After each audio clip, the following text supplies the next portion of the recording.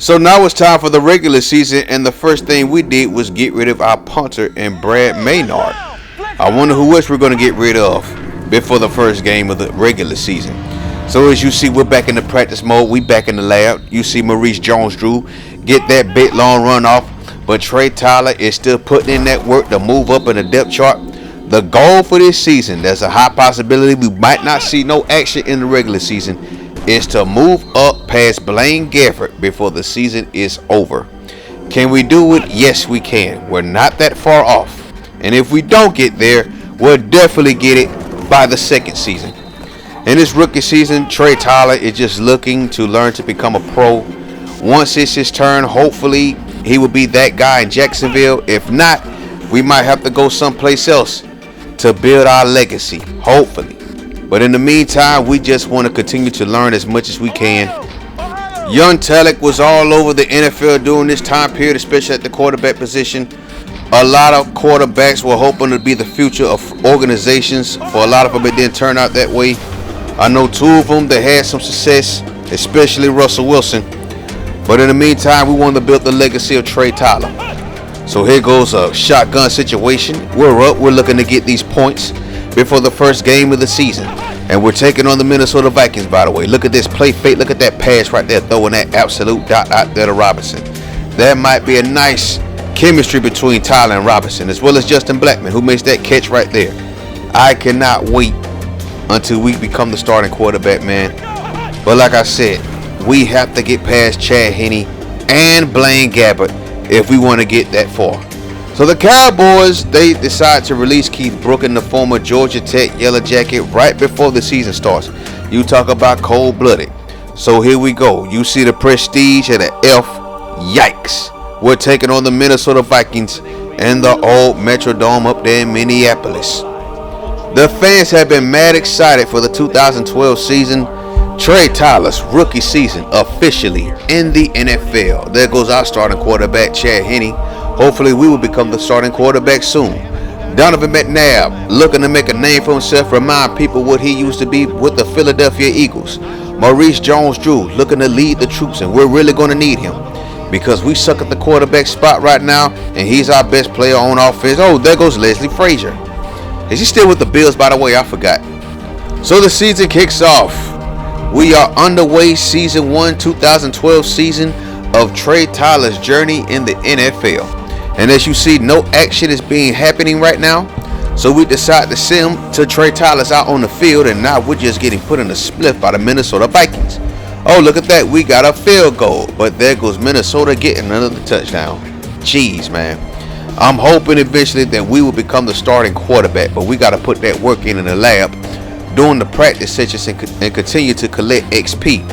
So the game is over. We lose week 1, 31-12 in the old Metrodome.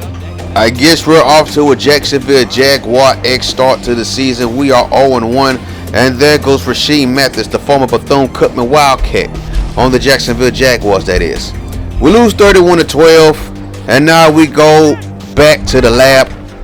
Trey Tyler continuing to show promise, showed that he can read coverages. Look at him find Justin Blackman, even though he had a wide open man further down for another touchdown. But it doesn't matter. So Trey Tyler showing the good, and now here he shows the bad. Getting picked off right here by the middle linebacker, and he takes that thing back for a pick six. We can't have that if we're talking about being the starting quarterback for this football team that has been losing for a very long time.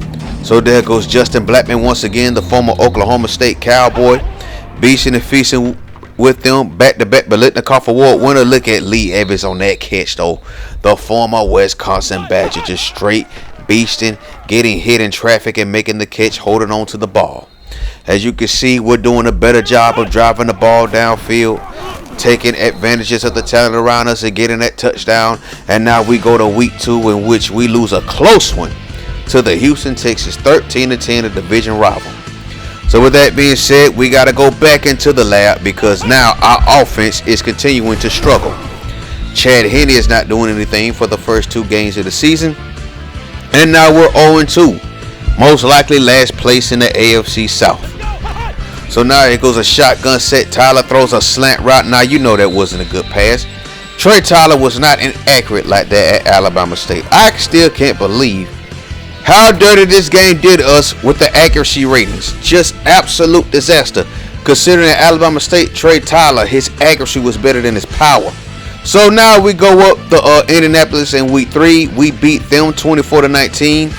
Andrew Luck led Colts, and then Chad Henne has his best game of the season with 3 touchdown passes.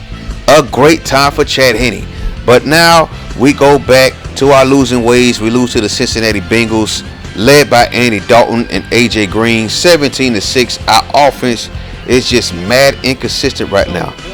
But then week 5, we defeat the Chicago Bears and we shut them out 25-0. A team led by Jay Cutler and Brandon Marshall.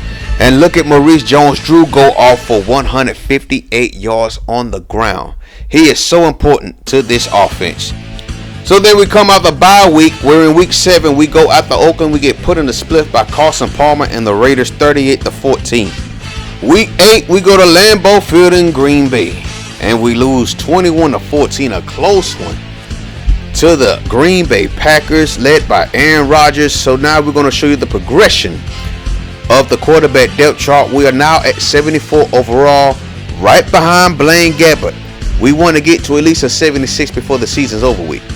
Week 9, Megatron and Matthew Stafford come to town, and they beat us 26-9. Our offense is just mad inconsistent, mainly bad quarterback play. So Derek Cox gets a nice juicy contract, 4 years, $21 million. But unfortunately for us, it doesn't end well throughout the week. We're in the primetime game. We lose to the Colts 20-17. Andrew Luck gets his revenge on us. I believe this is week 11. Yes, it is. We go down to Houston and we destroy the Texans. We get our payback. And Maurice Jones-Drew went off. The man had 2 rushing touchdowns that went for 80+. We ran all over the Houston Texans. He is so important to this offense. And then we went back-to-back games. We beat the Titans. We beat them 24-21 in another close one. And Maurice Jones-Drew goes off yet again. This man has been a force. You cannot stop this cat. But then we go back to our losing ways. We lose a close one up there in Buffalo to the Bills, 31-27 in week 13. And at this point, it's safe to say that we're not going to be in the playoffs. And look at that. The Bills sat Chad Henne 7 times. Our offensive line really stinks, and we're going to have to improve that. So then we go to week 14, the most embarrassing performance of the season so far in the NFL. Mark Sanchez leads the New York Jets over the Jacksonville Jaguars. And, of course, you saw Antonio Cromartie. They beat us 51-17. 51-17. Absolutely embarrassing. Mark Sanchez was unstoppable against this Jacksonville Jaguar football team. Now we keep losing on the field, but Trey Tyler is continuing to improve as a quarterback. Look at that clutch play right there. Less than 20 seconds left in the fourth quarter. We get the touchdown and we get those 1,000 points. We badly need that. But then we beat the Miami Dolphins, surprisingly. We finally stop our losing streak. We go down to Miami and we beat them 31-12. That was a big win for us. We're not going to the playoffs, but it feels really good to get a win. 31-12, and then our defense went off, sacking their quarterback 5 times. I believe Devin Garrard was on that Miami Dolphin team. So we back in the lab. Trey Tyler is still looking to improve on his numbers and become the eventual starting quarterback, and hopefully the guy, the face of the Jacksonville Jaguars, Duval County. Just 2 hours from Orlando? I forgot how far Jacksonville was from Orlando. Here goes the play fake right here. Look at this pass right up the middle. Look at that dot right there. I believe that's Mercedes Lewis. Yes, it is. The former UCLA Bruin. Going into the end zone for a touchdown. Trey Tyler, it may not look like it now, but your time is coming, homie. Look at that pass right there. That's a beautiful catch right there by Robinson. But then we go back to our losing ways to end the season. We lose to the Patriots in week 16. Of course, we're not beating the Patriots. They got Tom Brady, 24-14. And of course, we have the season finale. We go up to Nashville, a very snowy Nashville. And we end up losing to the Tennessee Titans to end the season 34-17. And of course, we finish in last place in the AFC South, and we're not even sniffing the playoffs. So here goes the wild card rounds. Denver beats Tennessee. Green Bay squeezed by the New Orleans Saints. That looked like a good one. Houston beats Baltimore. That's surprising. And then the 49ers squeaked by the Detroit Lions. Divisional round. Denver beats the Patriots. The 49ers beat the Panthers. The Oakland Raiders beat the Houston Texans, and the Dallas Cowboys just squeaked by the Green Bay Packers 30-27. We go to Conference Championship week. We got the Oakland Raiders beating the Broncos and the 49ers beating the Cowboys in that rivalry game. So now it's an all-California Super Bowl between the Raiders and the 49ers. And the San Francisco 49ers win the Super Bowl. That's funny considering in real life they lost this Super Bowl to the Baltimore Ravens in New Orleans. So Charles Woodson retires. Ed Reed hangs up his jersey along with James Harrison, a very underrated player in NFL history in my opinion. London Fletcher calls it quits. So we finished the season still third string, but we're at 75 overall.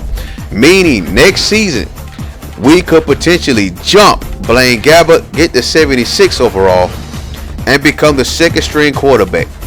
Now with that being said, we still got a lot of grinding to do before that happens. We want to get that before preseason is over for season 2. But thank you for watching. Next time we will have that action for you. Peace.